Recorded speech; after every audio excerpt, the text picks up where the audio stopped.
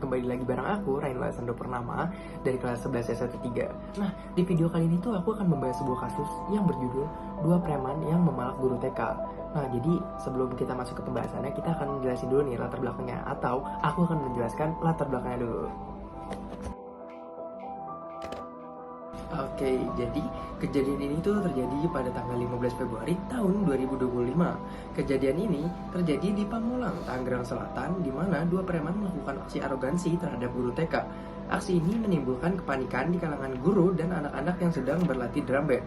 Kejadian ini menjadi perhatian publik dan memicu diskusi mengenai keamanan di lingkungan pendidikan. Dua pelaku juga sudah terlibat cekcok dengan guru di depan murid. Nah, mereka juga menjatuhkan beberapa alat musik drum band. Para pelaku sempat ditegur oleh orang tua murid, tapi tak menggubrisnya. Terus, dari salah satu orang tua murid ini ada yang mengatakan nih, kayak, "Pak, tolong jangan lakuin ini di depan anak-anak, mereka masih cukup kecil." Itu dari salah satu orang tua murid. Dan preman tersebut langsung menjawab, "Jagoan lu pada, kurang ajar." Itu dari kata preman tersebut. Nah, kejadian ini tuh terjadi di Pamulang, Tangerang Selatan, di mana dua preman yang sedang melakukan aksi arogansi terhadap guru TK. Aksi ini menimbulkan kepanikan di kalangan guru dan anak-anak yang sedang berlatih drum band. Kejadian ini menjadi perhatian publik dan memicu diskusi mengenai keamanan di lingkungan pendidikan. Waduh, kira-kira kalau kalian jadi anak-anaknya gimana ya melihat aksi arogan dari preman itu? Oke, kita masuk ke kronologinya. Pertama-tama, waktu dan tempat kejadian berlangsung pada sore hari saat latihan drum band di lokasi yang berseberangan dengan SD. Awal kejadian, sekitar jam 4 sore, guru-guru berkumpul untuk mempersiapkan latihan. Pada jam 1, latihan dimulai dengan aman, dan anak-anak dipakaikan alat drum band. Kemudian, di saat mereka sedang berlatih, kayak mereka lagi seru nih, kayak dar-dar gitu kan, mereka lagi asik. Tiba-tiba ada dua preman yang datang. Nah, seorang preman parubaya menghampiri rekan guru dan meminta uang atau uang rokok. Kemudian dijawab oleh seorang guru tersebut, "Pak, di sini kita belum bisa membayar karena kepala sekolahnya belum datang." Oke, dari kejadian itu, preman tersebut pergi dulu ke parkiran. Tak lama kemudian, setelah 5 menit, preman itu datang lagi untuk meminta uang yang sama yang tadi. Preman tersebut mengancam, jika permintaannya tidak dipenuhi, mereka akan menggubris atau mereka akan melakukan aksi yang sangat arogan, atau mereka akan menjatuhkan semua alat drum band di sini. Mereka mengacak-acak alat drum band.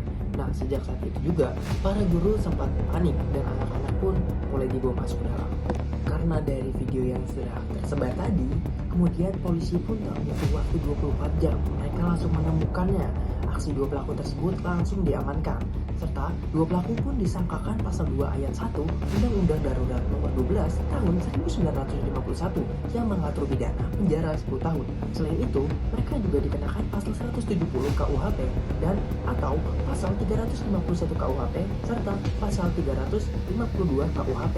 Nah, dugaan tindakan pidana kedapatan membawa senjata tajam tanpa izin atau melakukan kekerasan terhadap orang secara bersama-sama di muka umum, atau bisa dibilang penganiayaan yang dilakukan secara umum gitu.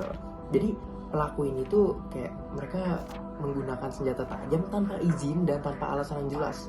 Mereka menggunakan senjata tajam ini tuh untuk membantai. Tempo kurang 24 jam kita sudah mengamankan pelaku, terduga pelaku ya. Ada berapa orang kan emang? Ada 2 orang. Masih kita dalami saksi-saksi ya.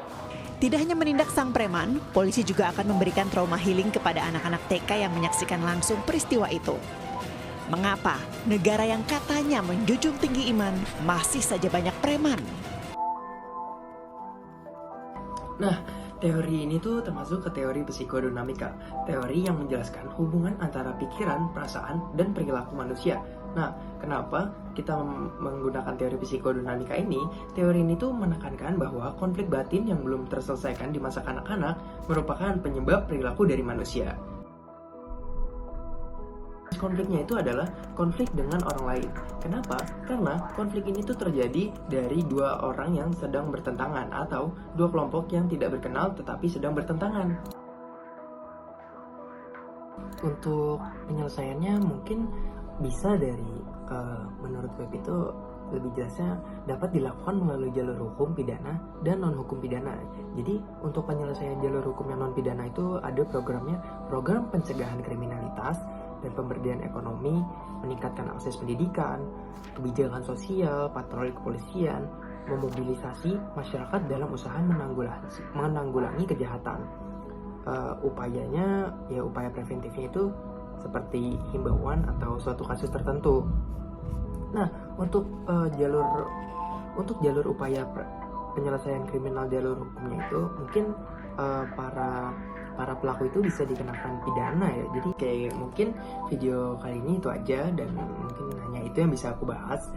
Mohon maaf kalau ada kata-kata yang menyinggung ya. Oke, terima kasih teman-teman sudah menonton sampai habis. Dadah.